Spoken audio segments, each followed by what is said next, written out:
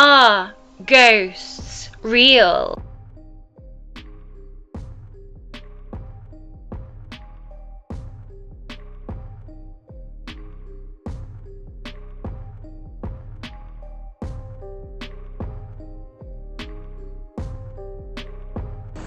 Right, I'm going to focus on this cat ball that keeps going off. Yep.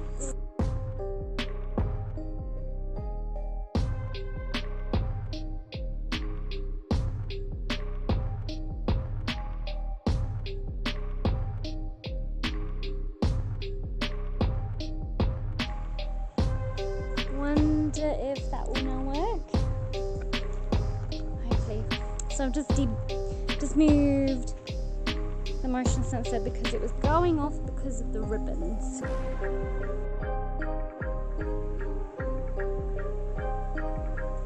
Dave, where are you?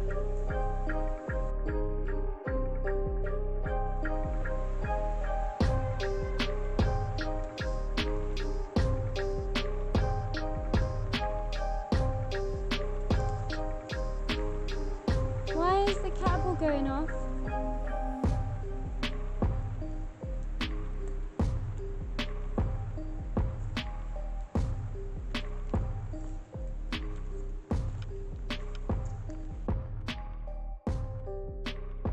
That cat ball's going, and that's a different cat ball. And at first I thought it was you, but then I realised you were on the other side of the tree. So I was like, it can't be you. And it is off the ground, and that is a different cat ball. So why is it going off in the same place? We shall find out. Let's do an intro a bit quick. I'm just going to peer my head in when you say my name. My hair's really bad. Oh dear. Anyway.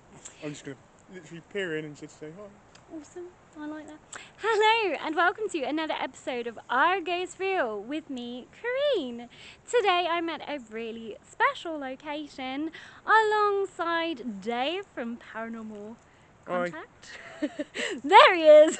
Yeah. And we are here at a place which has a lot of legends attached to it, and we want to see whether or not there is some truth to those legends, or maybe there's not some truth to those legends. So without further ado, don't forget to hit that like button for me, and let's get into it.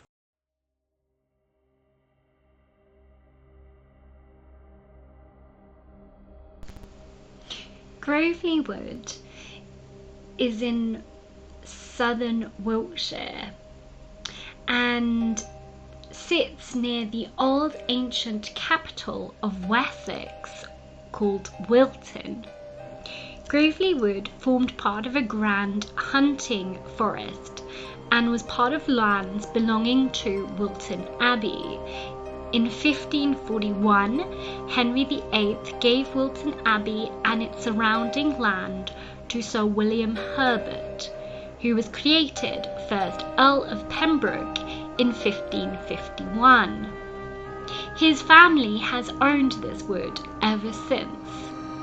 Also as well, there's an old Roman road that is through the middle, or part, sorry, of the wood, and this ran through Wessex from the lead mines of Charterhouse in Mendip's Hill of Somerset to join another ancient route at Old Therium. Now to this day the Roman road still exists, and beech avenues are along its path, and it contains about 400 trees. So this wood has a very, very long history going back to the Iron Age, with both Iron Age and Roman artifacts being found in the area.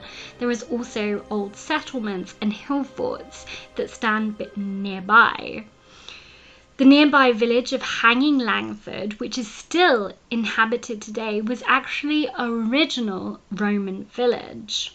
Woods were used in the military in World War II, mainly as a storage place for bombs and ordnance. There are also some concrete bunkers which can be found throughout the woods themselves.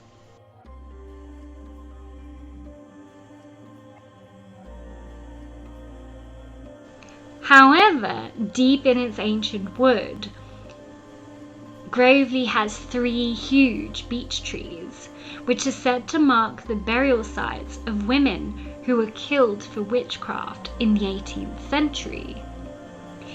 People now leave gifts and offerings to these trees, and it has become local folklore. But there are several stories connected to these woods, and that is one of Berkham Woodsman, who is either a poacher, and he was supposedly hanged from a tree as punishment because he did illegal deeds. They also say potentially he was a local artist who accidentally was shot in the woods during a deer cull. Whoever he was, he emerges from the forest with a crack of a twig and has been seen wandering round.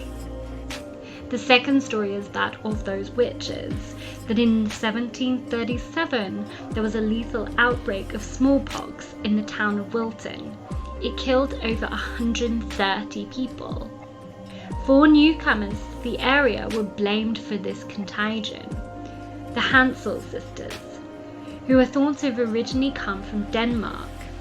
Accused of witchcraft without any form of a trial, they were taken to the woods and then bludgeoned to death, their heads carved in with farming implements.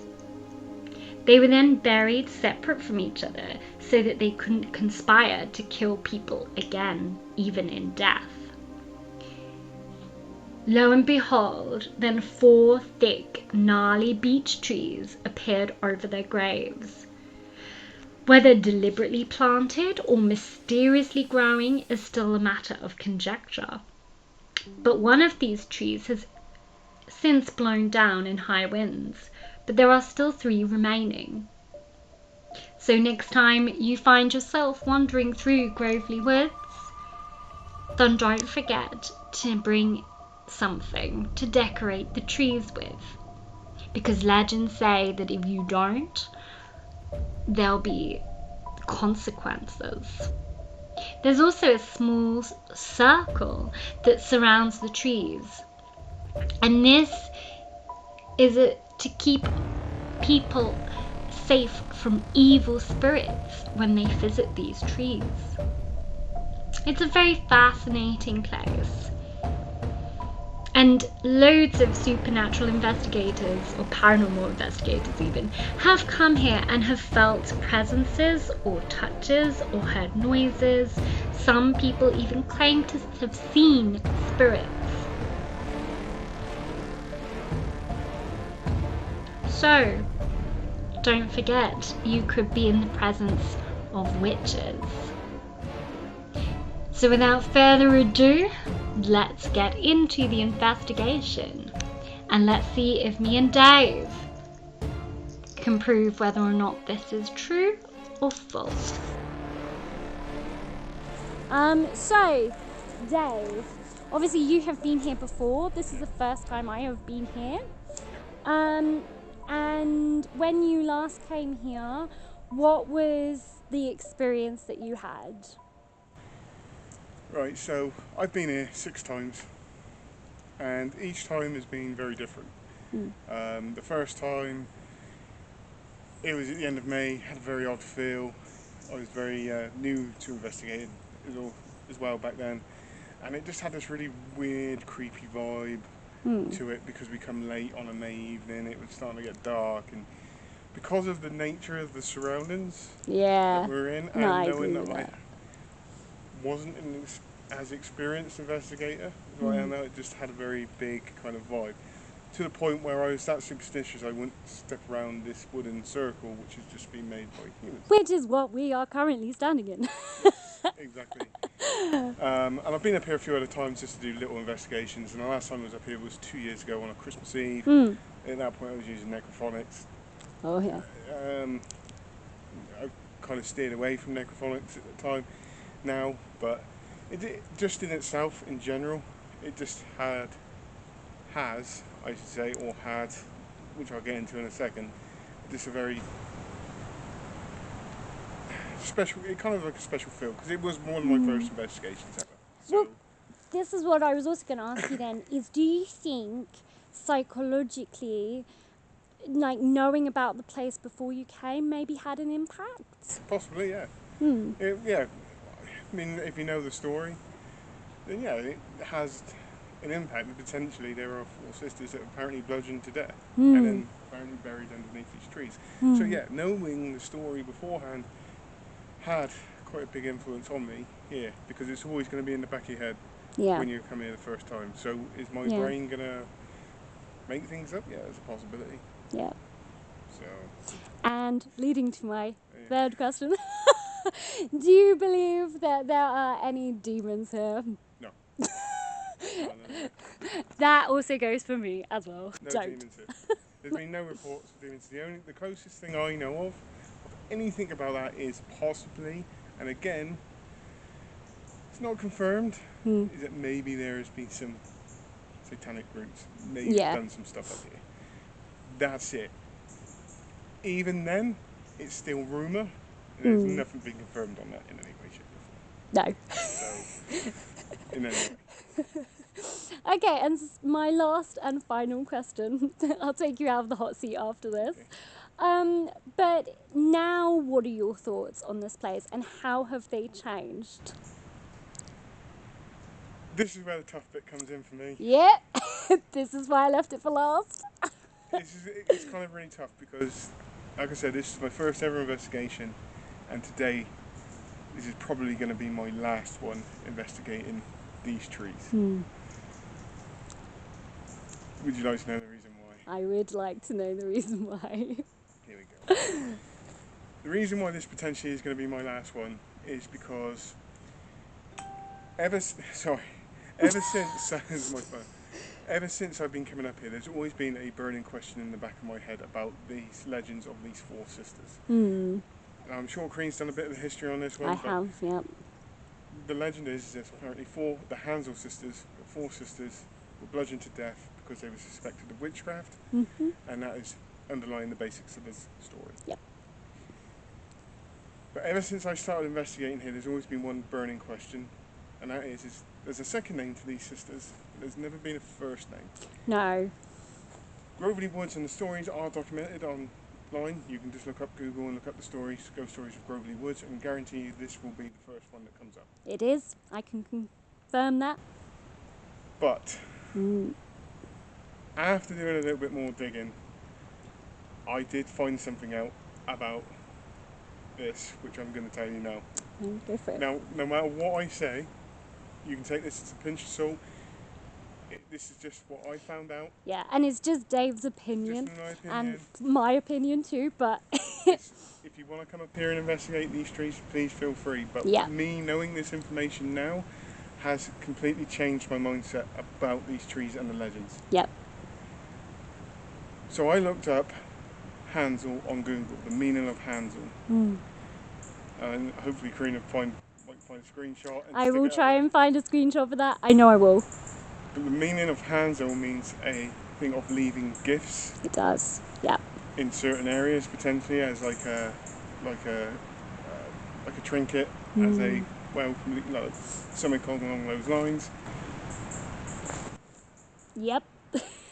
And Gifts. there's a lot of trinkets. There is. So that is essentially the meaning of Handsel. It's the act of leaving a gift as an offering or something along those lines.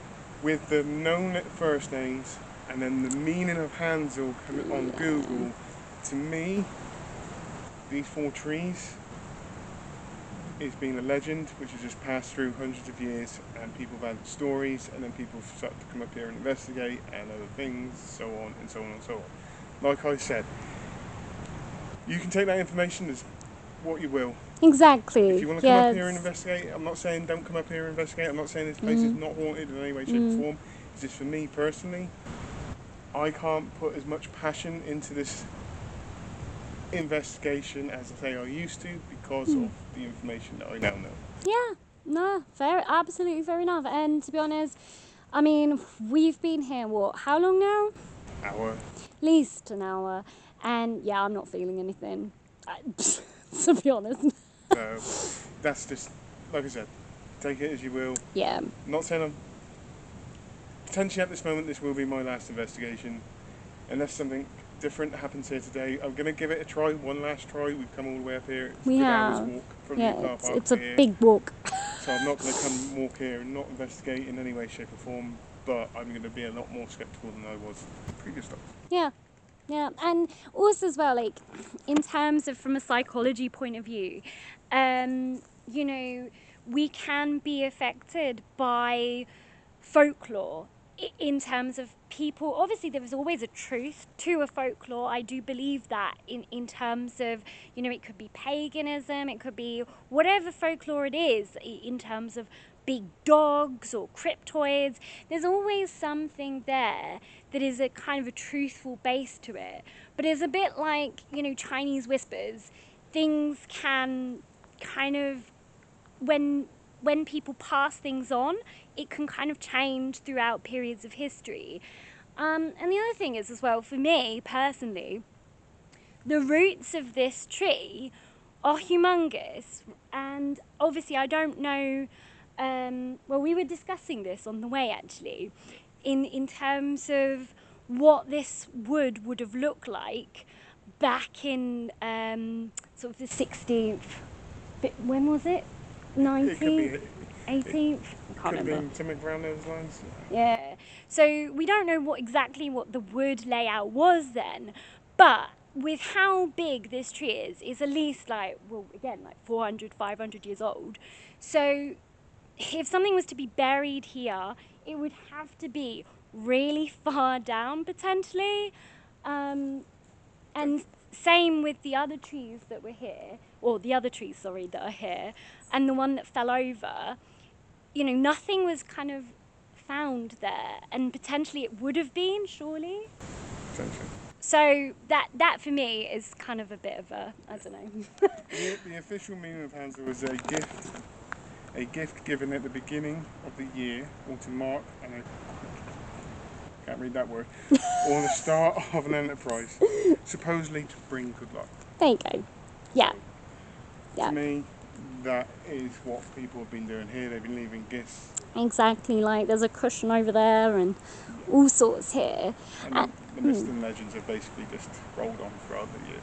Yeah, and you know, I mean, in a way I really do like it, because I mean there is then a respect. Again, we were talking about that. There is a respect there, but whether or not there's a respect, obviously, for the legend, but whether or not, you know, it's true, Exactly. is another thing. Exactly. But I have noticed that the cowbell has been going off non-stop. I know. So what I'm going to do is do my quick little bit of video. Yes, and then we'll go get on. for it. So this is the end of part 1. Again, this is just mine and Dave's opinions. So, you know, we're not saying it is or it isn't haunted. We are just kind of saying that we don't necessarily believe that the Handsel sisters are here potentially, but do stay tuned for part 2, because it does get rather interesting. So don't forget to smash that like button. Also as well, I give a shout out to Dave at Paranormal Contact. So go over to his channel. I will pop a link down below and show him some love. And also as well, I look forward to your comments. So without further ado, have a lovely week everyone, and thank you very much for tuning into Are Ghosts Real with me, Corinne.